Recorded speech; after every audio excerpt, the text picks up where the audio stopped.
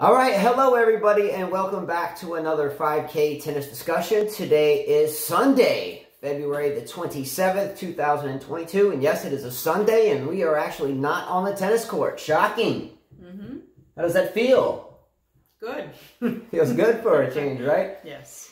All right, anyway, wait a minute. Before I even get into the show, a moment ago, I flipped on the tennis channel on Dish Network. We use Dish Network, which is 217. I flipped on Dish Network, and lo and behold, we had pickleball, respectively. It's not a bad sport, but I pay for the tennis channel, not pickleball. So we had pickleball on the tennis channel. Did you see this? Yeah, I did. I mean, interesting. Why don't they have a pickleball channel? They should have a pickleball channel separate from the tennis. Tennis is not pickleball. It's a racket sport. I get it, I guess. Yeah, but you don't have squash on the tennis channel or racquetball on the tennis channel. So maybe they should have a squash channel? I'm just saying, it's not the same thing as tennis. A handball channel? Mm-hmm. All right. The reason for doing the show today is for a pretty good topic, I think. And we love chilling out with you guys, believe me. And we had a little bit of time today to do so.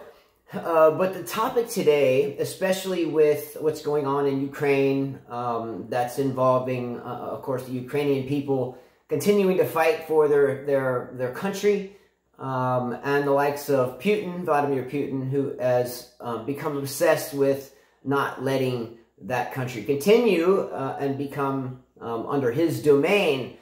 So the topic for this is going to be, how does the game of tennis, how does the sport of tennis relate to humanity? How does the sport of tennis relate to battle? How does the sport of tennis relate to war? And how does the sport of tennis relate to geopolitics and things on the global stage? Mm-hmm. Right? I think we use metaphors for this a lot and have since day one of doing this show. And I was raised in a family of a Navy captain, a flight surgeon, a physician in the military. Our sons, our two oldest sons of 5 children, are the oldest one's at the Air Force Academy, and our next child in line, Christopher, is on his way. So a lot of respect for the military, but at the same point in time, I think we are ultimately passionate about the sport of tennis. And tennis, there are so many things about tennis that the globe can learn if you watch some of the best and non-asshole-ish players in the game. Mm-hmm. Okay? Let me remind you before we get into this show today, or this topic. It's not live today. Our internet connection's been a little off, so we wanted to go ahead and just do it recorded. Tennis is an international language, okay? It's a global language. Tennis is played on nearly every continent on the planet, and I'm leaving out Antarctica. Just Antarctica simply because of meteorological issues. It's cold. You can go anywhere on Earth and people will speak that language. Metaphorically speaking, people will play tennis. They're speaking the language. Mm-hmm.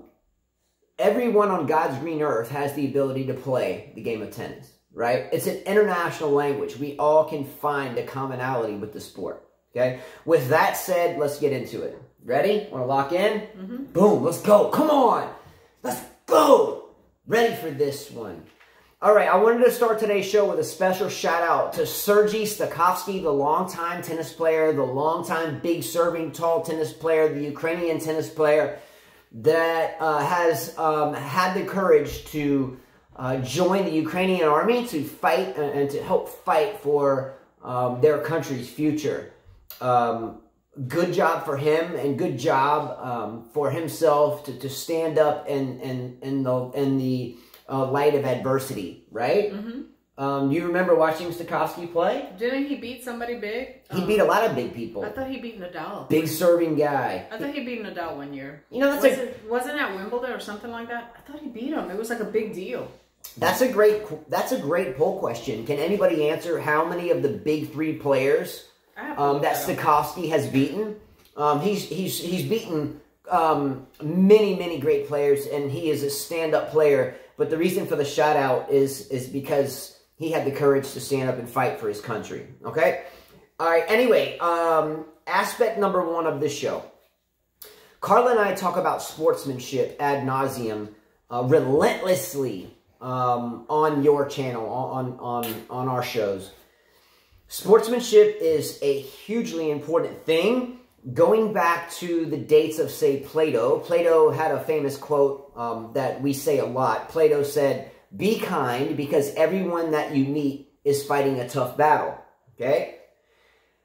Talking about the Ukraine conflict, Carla, let me ask you a question. So pause from your research. Thank you for doing that, by the way. Yeah, he beat Roger Federer, third round, 2013. That's what I thought. Good knowledge drop. I thought it was Nadal, but it was him, yeah. Okay? I was just bringing up the fact that how sportsmanship is very important, and we talk about it all the time. I just mentioned that one of Plato's axioms was "Be kind, because everybody is fighting a tough battle." Vladimir Putin. Vladimir Putin is no idiot, and he has been a strategic chess player for a very long time. Has Vladimir Putin finally lost his sportsmanship on the global stage? Has he finally smashed a racket? Do you understand what I'm saying? Has he kind of lost his... I think he always has, though, don't you think? Who? Putin? You know, maybe yes and no, but I think there comes a point in time where we go from just yelling at the umpire to yelling at the umpire and smashing your racket on the umpire bench. Anyway, neither here nor there. Forget about Vladimir Putin in this sense, but how does the loss of sportsmanship on the tennis court affect your performance, right? It's in my opinion, or my feelings, that Vladimir Putin has lost his sportsmanship and has obsessed over a certain goal. And how will this affect his performance as a president moving forward? But we're not talking about that. We're talking about on the tennis court. How does smashing your racket, how does acting like an asshole, how does thinking about yourself inhibit your ability to succeed on the tennis court as a champion, on any sport for that matter, but in this sense, especially as a tennis player? Well, I know mentally you got to be tough. Getting angry is not a good thing for any sport, right? Because we make really bad decisions. I mean, look at Zverev, what happened. Look at Serena, what happened to her at the U.S. Open. You know, it cost her a slam. She was disqualified. Look at Novak Djokovic. Same thing happened, right? I mean, he was disqualified from possibly even being tied right now with Nadal. So you're saying that Novak Djokovic's throat hack ball to the U.S. Open lady was out of frustration, and maybe if he wasn't frustrated, that he may have never hit that ball in the first place? Yeah, agree. It's okay. I can put this metaphor. You know how sometimes, I don't know if anything's happened to you in life, like you throw something and it hits somebody. Yeah. They walked in by accident. I mean, it's happened before where you're so frustrated, and you've heard of people accidentally throwing something, killing somebody. You know, Absolutely. Their whole life changes because you were angry at that moment. You didn't think.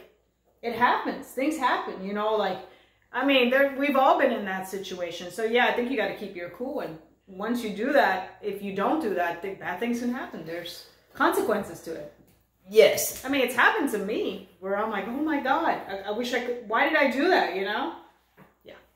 How many of us out there have ever done something out of anger or hostility or out of not thinking and end up paying a really big price for doing so? All of us. We're human beings.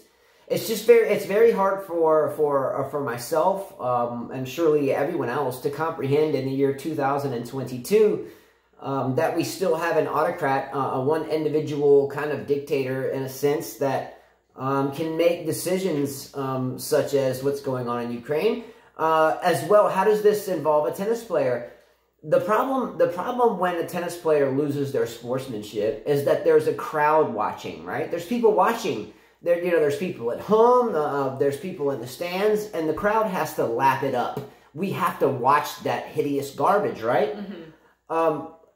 It's really a shame that the world now has to watch Zverev smash his racket into umpires' chairs, toppled with now the invasion of Ukraine. Sportsmanship was lost on both occasions, and I don't know if there's any collective way for either of them to recover from it. Isn't Zverev Russian? I know he's German, but doesn't he have some Russian heritage? Yes, he does. I mean, Shapovalov. There's a lot of players who have Russian descent. Many. Who? Ooh, almost spilled that. Who are some tennis players who have had lapses of sportsmanship that has cost them dearly in their careers, whether or not they pretend like they don't care or not? Nick Kyrgios? You've got the... No, I don't think he cares. I don't think it's... That's why I said... I don't think it hurts him. Yeah. I think Djokovic is the biggest example, right? Why do you say that? You said that cost them dearly in their career. So do you... Okay, this is a poll question for all of you. I mean, Djokovic would be... Now Bandian would be another one. You know, there's... Now Bandian, yes. And now Bandian, I think, was... Correct me if I'm wrong, was the only player ever to have beaten the big three, Djokovic, Federer, Nadal, in the same tournament. But... Djokovic, and this is the poll question, do you feel like Djokovic was irritated and that's why the throat hack happened at the U.S. Open, or do you feel like it was just an accident? Do you? No, I think he was irritable. That's. I mean, come on. I'll give you an example. I've hit my kid by accident before throwing something, not realizing they were there. Well, yeah, an accident. In frustration. In frustration. Yeah. What I mean is you can't take that back. You can't. You know how you see some juniors and they slam the ball? They don't want to hurt anybody, and by accident hit somebody? Yes. You did that out of frustration, not thinking that something can happen. Yes. Sometimes, though, accidents happen, whether it's out of frustration or not. I'll name a couple of experiences in my life. When I was 9 or 10, I was swinging a golf club, and there was a little girl behind me, and I was unaware, and the golf club hit her in the head, and she had to have some stitches. I know my mother remembers that. That was in Bay Minette when I was in Alabama when I was a little boy. Just the other day, Carl and you and I were playing tennis, and my partner, who was I playing with? Hillary. I was playing some fun doubles points, you know, and the one time I decided to take a big cut at the ball, knowing that we were just trying to roll. But you weren't frustrated. That's an accident. That's what I'm saying. I wasn't frustrated. No. It was a total accident. No, that wasn't an accident. He was frustrated, and it just so happened to hit her. That's my point. Yeah. That's not an accident. So there's no chance that it was just an accident. It was a frustrating. It happened. What I'm saying, it happened. Yes, it was an accident, but he was frustrated. It happened as the result of being frustrated. It happened. That's my point. That you can't compare what you just said to that. Well, yes, I get it, but I think, and I don't want to get back. Had we think more rational, it's like, again, Shapovalov was frustrated and he hit the ball and hit the umpire on the face. Yes. That's frustration, and it happened to hurt somebody. Agreed. What Zverev did was intentional. That's different. Agreed. That's different. Well said. That's a completely different thing. What Serena said, I'm going to shove this ball down your throat, was intentional. That's not... That wasn't that's different. There's two different categories. The Novak thing that happened is different from the Zverev thing that happened. What I'm saying is sometimes we can't take back what happens after frustration. I agree. What Zverev did, was intentional. Yeah, when Kim Clijsters, you brought that up, when Kim Clijsters and Serena Williams were playing at the U.S. Open, and Serena indicated that she wanted to ram the ball down the linesman or the line judge's throat, that was one of the most hideous displays of sportswomanship I've ever seen in my entire life. Again, I'm a Serena fan. I do think that Margaret Court... that would have been in the category of Zverev. Yeah. It's not the same category. Yeah. So categorically, what are some of the worst hideous meltdowns? John McEnroe yelling at the umpire, belittling him. It's just horrible. Medvedev yelling at the umpire, belittling them. That's just disgusting. Shapovalov with the umpire. That was an accident. That was Novak category. Yeah. Because he threw the ball and it just so happened the umpire was there and it hit him. Yeah. That's my point. There's two different things. You know, that was an accident, but out of frustration. That's what you got to think before you do something. Think before you speak. Yeah. I'm still trying to figure that out, by the way. Not good at it. So now Carla has come up with categorically rating different tirades and the outcomes thereof. Like when Novak threw his racket at the Olympics, he's lucky that no one was there.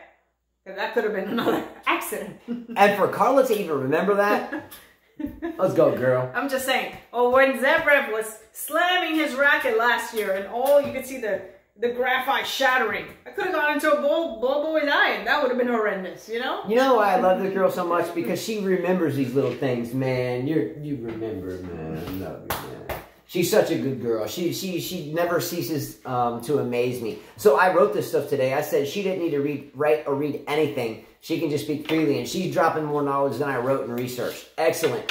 Okay, if we have now categories of losing your mind, where would you put Kyrgios, Nick Kyrgios, in those categories? No, he's just a clown. He's showing off. That's a different category. The category is he wants attention. That's the attention category. That's different. Yeah, so he's like our 6-year-old that just acts out simply. That's like Rios. Rios would be in the category of Nick Kyrgios because he would do things to get the attention. Yeah, and do you all know who Rios is? Marcellus Rios, arguably, by the way, the worst #1 in the world player to ever have been #1. Like Andy Roddick. Andy Roddick's tyrants were to get attention. They weren't because he was trying to. He was trying to fill the role of Mcenroe as an American. So he was trying to get attention, I believe. So he's in that category with Nick Kyrgios. Now, Carla, I know you remember this because we watched it together.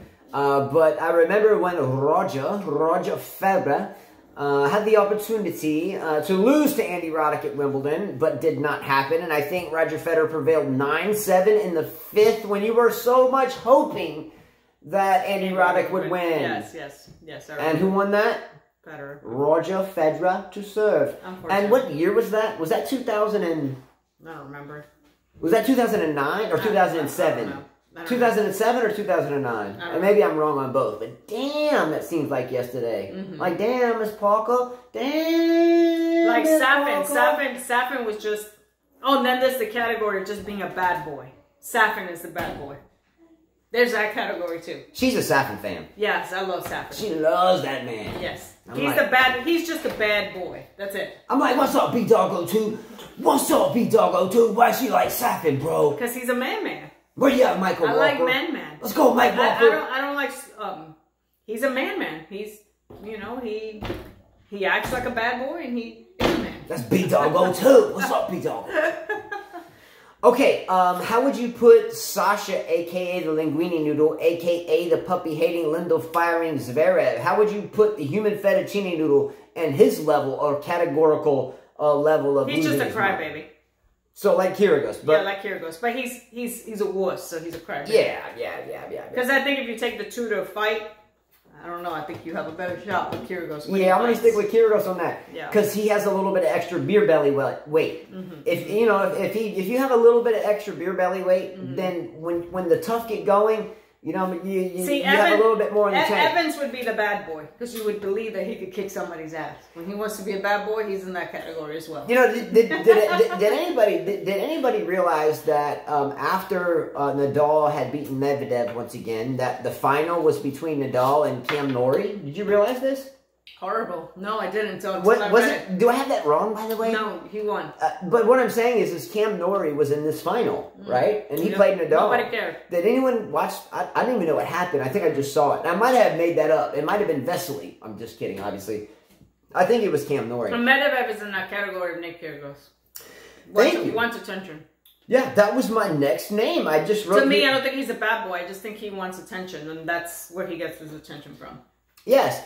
Medvedev is really good at creating positive energy out of negative energy. He showed that so many times, especially at the U.S. Open 2 years ago, I think. Yeah. But Medvedev, by the way, I have some respect for at this point, and I never really have before because of his lack of net game and being kind of a dickhead all the time. But I did like the fact that he took his platform, which is a #1 ATP tennis player in the world, and indicated that he did not respect the Russian invasion of Ukraine, and we all know that Medvedev is Russian, and that took courage because we all know that the Russian government cracks down on anyone that speaks out against them or their regime, and he did that. Okay, so good for you, Medvedev. Let me mention one female in this narrative. What about Sofia Kenin? We don't see much from Kenin, at least haven't in the past little while. Do you think her attitude and bratty, losing her mind, tantrums, and smacking the racket on the ground and blah, blah, blah has anything to do with that? Or do you think she just won and done? I think that for her, it's a little bit different. I think she has a dad that's probably been tough on her, and that's her way of getting her frustration out. I think for her it's different. I don't think of her as bad because she does that. I just think that that's how she lashes out. Yeah. So. I never really cared for Sofia Kenin. No, I don't care for her, but I don't think she's because of that. I think she just lashes out that way because of what she's been through. Yeah.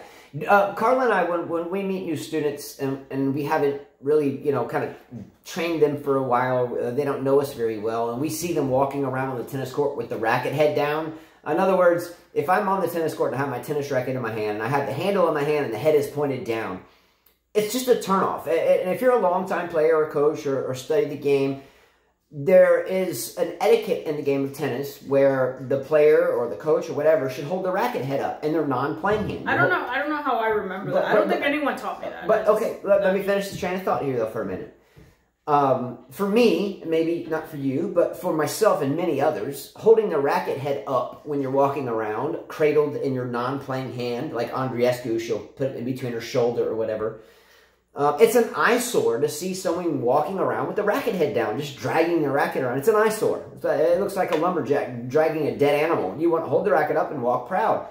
Sophia Kenin has always been one to hold the racket by the butt of her grip and drag her racket around. And she's also very well known to sling that racket from that position and throw it around the court, which has always made me not like Sophia Kenin. Has anyone ever been taught the etiquette of how to hold a tennis racket in between points? Or when you're taking a picture? I was, since I was very young. I think I just did it naturally because I always felt like, why would you rub your racket on the ground? Like, hold it down? Because it rubs on the head of the racket, the grommet strip, the bumper guard. It gets messed up. So I always thought, well, why would you put your weight on it? That's a lot on a racket. So I always hold it up. That's why I always hold it up. Look, a tennis etiquette, if you're a new player out there just getting into the game or a fan of it, let's say I'm a right-handed tennis player. In between points, whether you're going out to the court, you're getting your racket out of your bag, you're talking to your opponent, shaking hands at the net, whatever, you have the tennis racket with the head up in your non-playing hand by the neck,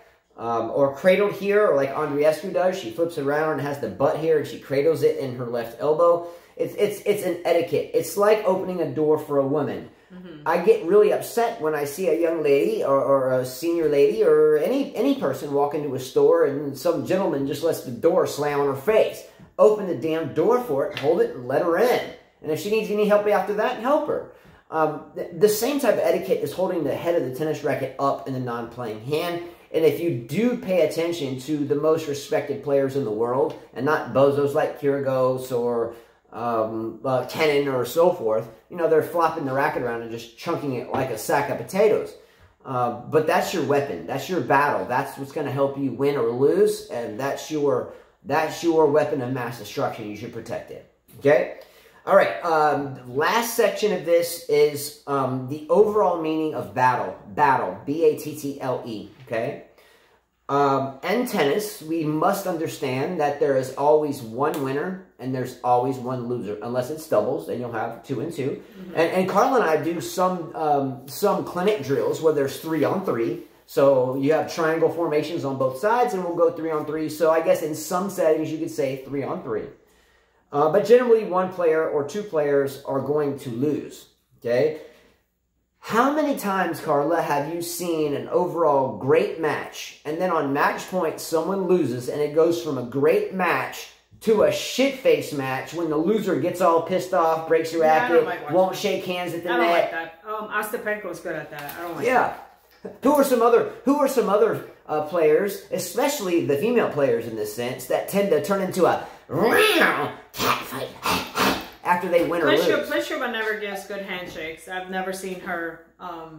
She's not a good sore loser. Trying to remember who else. Hideous was terrible at it as well. She didn't like losing.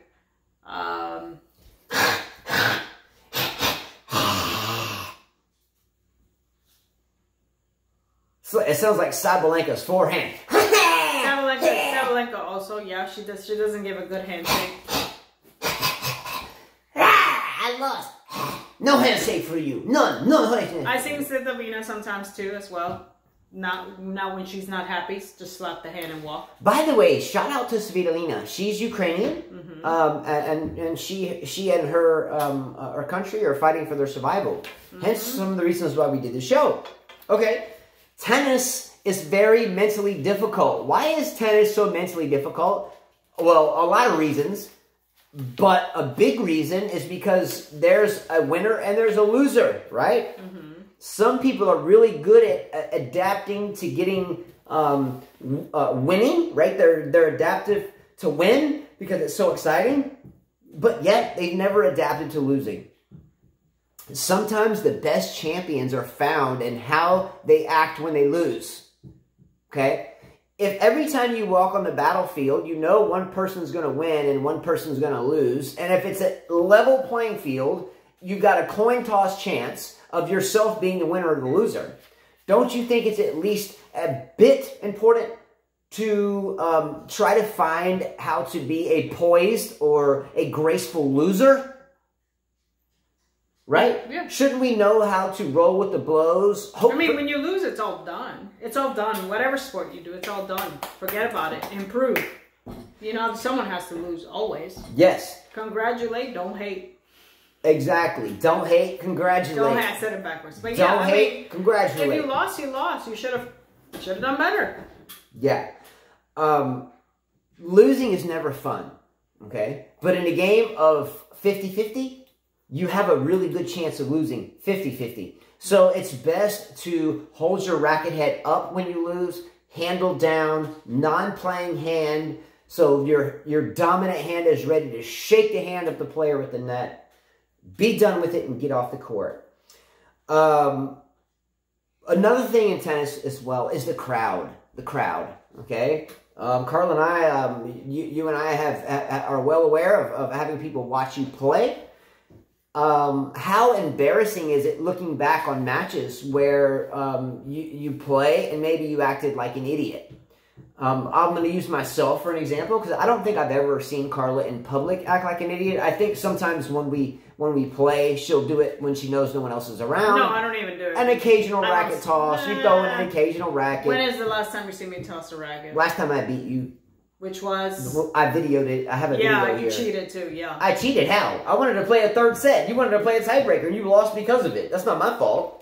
That was a straightforward Everyone match. knows. I whipped that ass fair and square. I gave fair you and the square. match. You gave what? Match. Everyone knows that. And that's why you were so pissed?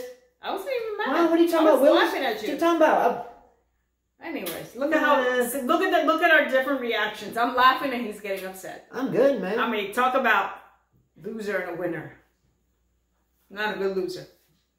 Sometimes he's still mesmerized. You know how sometimes I'll shake his hand when I beat him, or like sometimes we're playing a match, he's like, I don't like you right now. And I'm laughing. I'm like, really? I'm like, we're just playing around. He's like, no. Okay. I'm like, right. really? I'm like, okay, whatever. Okay, the crowd, okay? One of the topics of the show is the Vladimir Putin, the Ukrainian thing and how it relates to gladiators on the tennis court in a way. So the world is watching this scenario unfold in Eastern Europe, and at the same time, the world watches matches like Zverev when he blasted his racket the other night, right? Sometimes we have to understand that the crowd or the population will eventually revolt, right? They'll revolt. Mm-hmm.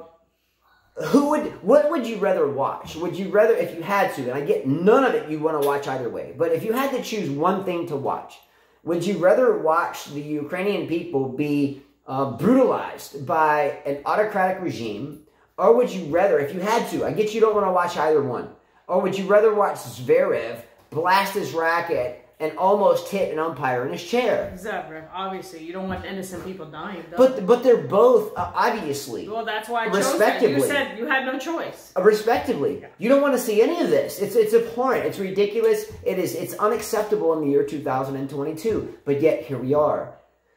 The Russian population, I can assume, is going to stand up for themselves, even though they will get cracked down on for doing so.